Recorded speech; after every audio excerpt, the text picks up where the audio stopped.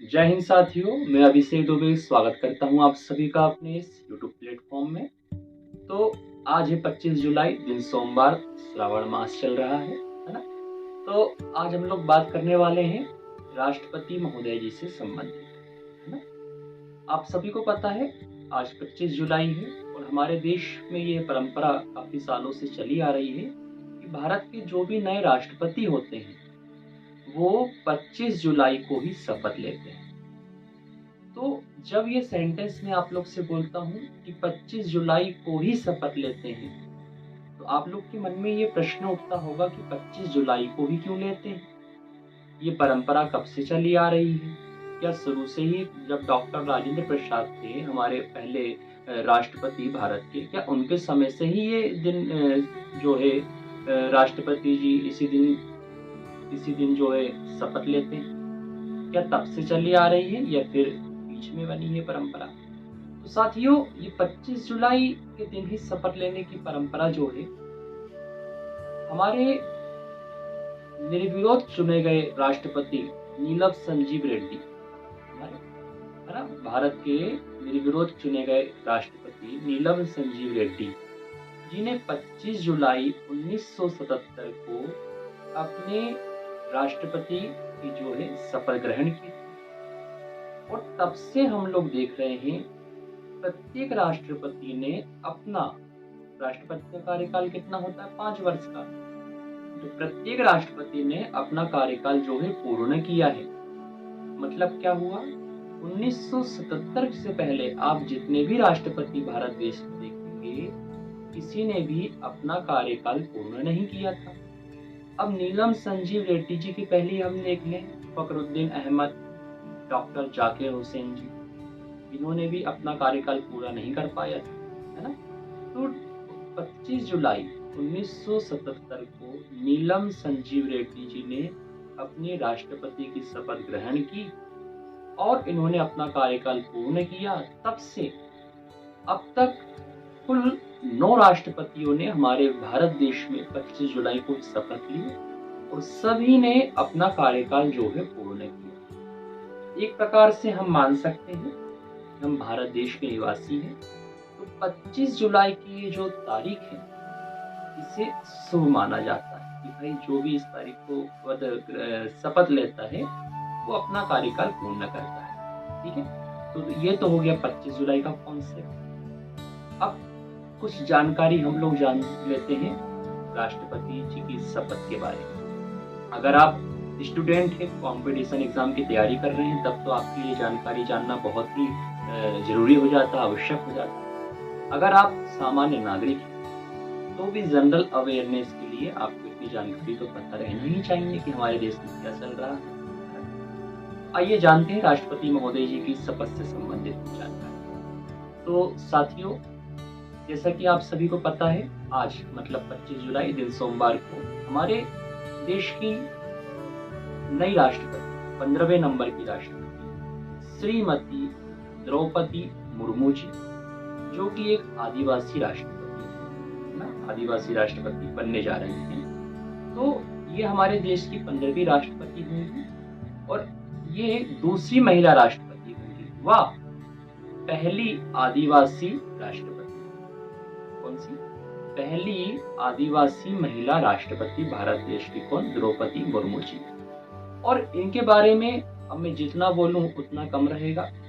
आप लोगों से मेरा ये निवेदन है कि द्रौपदी मुर्मू जी की हिस्ट्री, जो उनकी बायोग्राफी है, जरूर सुने, जरूर पढ़ें, देखें।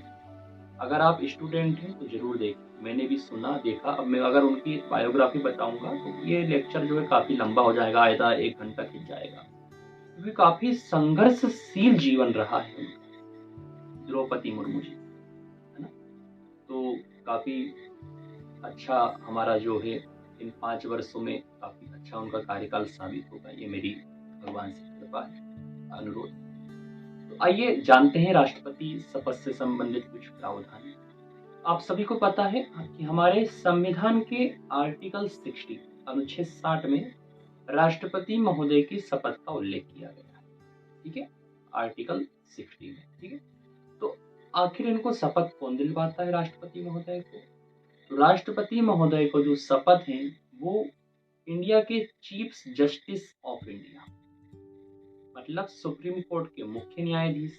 अब मान लीजिए सुप्रीम कोर्ट के मुख्य न्यायाधीश उपस्थित ना हो उस समय, तो किसी कारणवश, तो बताया गया है कि अगर वो उपस्थित ना हो तो सुप्रीम कोर्ट के जो वरिष्ठ न्यायाधीश हैं वो राष्ट्रपति महोदय को शपथ दिलाएंगे। देखिए, ये जो वरिष्ठतम के आधार पर जो उनको आगे किया जाता है न्यायाधीश महोदय को, हम देखेंगे कि जब संविधान सभा की बैठक चल रही थी, है ना, काफी पीछे जा रहा हूं मैं, है ना, जब संविधान सभा की बैठक चल रही थी तो प्रथम बैठक में जब कोई अध्यक्ष चुनने की बारी आई तो अस्थायी अध्यक्ष जो है डॉक्टर सच्चिदानंद सिन्हा जी को चुना गया था। और उस समय भी जो थी वरिष्ठता के आधार पर सबसे वरिष्ठ जो व्यक्ति थे वो डॉक्टर सच्चिदानंद सिन्हा थे। तो यहाँ पर भी उसी को लागू किया गया है कि अगर इंडिया के सुप्रीम कोर्ट के मुख्य न्यायाधीश ना उपस्थित हो, उस स्थिति में सुप्रीम कोर्ट के जो सुप्रीम कोर्ट के जो अन्य वरिष्ठ न्यायाधीश रहेंगे वो हमारे राष्ट्रपति महोदय जी को शपथ दिलाएंगे। अब शपथ के समय किन किन व्यक्ति का वहां पर रहना अनिवार्य होता है या कौन कौन रहते हैं उस समय, तो हम देखें कि हमारे भारत के प्रधानमंत्री जी, उपराष्ट्रपति, लोकसभा के अध्यक्ष, राज्यसभा के उपसभापति व केंद्रीय मंत्री जो हैं राष्ट्रपति महोदय के शपथ के टाइम वहां पर मौजूद होते हैं। उन्हीं की उपस्थिति में ही राष्ट्रपति महोदय जो है अपनी शपथ ग्रहण करते हैं। इस शपथ ग्रहण समारोह में साथियों आप लोग को ध्यान रखना कि इस शपथ ग्रहण समारोह में हमारे राष्ट्रपति महोदय जी को 21 तोपों की सलामी दी जाती है। 21 तोपों की सलामी दी जाती है। और इस शपथ ग्रहण के पश्चात जो है हमारे राष्ट्रपति महोदय जी, उपराष्ट्रपति, हमारे प्रधानमंत्री जी व केंद्रीय कैबिनेट मंत्रियों से मिलते हैं, उनसे मीटिंग। राष्ट्रपति महोदय का कार्यकाल कितने वर्ष का होता है? 5 वर्ष का। ये तो मैंने आपको बता ही दिया हूँ। अन्य जानकारी जैसे कि हम लोग जान लें कि भारत में कोई व्यक्ति राष्ट्रपति कितने बार बन सकता है, तो इसका मैं आप लोग को कॉन्सेप्ट क्लियर कर दूं कि राष्ट्रपति महोदय के बारे में ऐसा कोई उल्लेख नहीं है। भारत का कोई भी व्यक्ति कितने भी बार राष्ट्रपति बन सकता है। ठीक है, एग्जाम्पल आप डॉक्टर राजेंद्र प्रसाद जी का ले सकते हैं। अब आइए कुछ बातें हम लोग जान लेते हैं। अब आज से तो द्रौपदी मुर्मू जी राष्ट्रपति हो जाएंगी, इनके पहले थे हमारे को रामनाथ कोविंद साहब जी। तो अब इनको कौन कौन सी सुविधाएं प्रोवाइड की जाएगी? क्या पहले जो सुविधाएं इनको प्रोवाइड थी वही रहेंगी या फिर कुछ दूसरी दी जाती है? तो इनको अब जो सुविधाएं दी जाती हैं वो प्रमुख रूप से एक इनको बंगला दिया जाता है ना, लाइफ टाइम के लिए फ्री मेडिकल मतलब कोई भी बीमारी हो तो फ्री इलाज उनको दिया जाता है लाइफ टाइम के लिए।